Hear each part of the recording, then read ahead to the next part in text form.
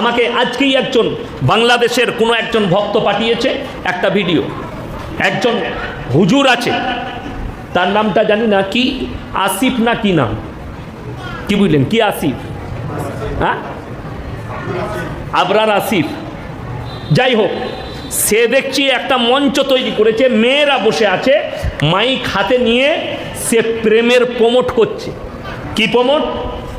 বলছে যদি তোমার কোনো মেয়েকে ভালো লাগে, জানবে সেটাই তোমার জন্য ভালোবাসা, সেটাই।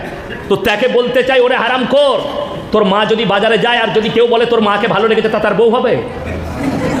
কথাটা বুঝতে পারেনি আমার? এই ধরনের হুজুরদের কারণে সমাজ তলানিতে যাচ্ছে। আমাকে একদম সরাসরি বলছে, হুজুর আপনার বিষয়ে বক্তব্য কি আপনি বলেন, অমুক অমুক হুজুর আপনাকে নিয়ে কথাগুলো বলেছে। তো আমি অবাক হলাম যে হুজুরগুলো বলেছে তারাও মিডিয়ায় কাজ করে, বাট সমস্যা কোথায়? আমাদের দেশের সমস্যা হচ্ছে একজন হুজুরকে যখন